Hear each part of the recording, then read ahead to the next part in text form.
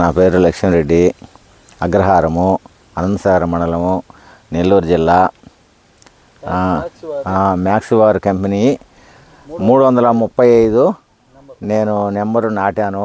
ఒక 90 సెంటు పొలంలో ఇది 4వ కటింగు చేస్తున్నాను.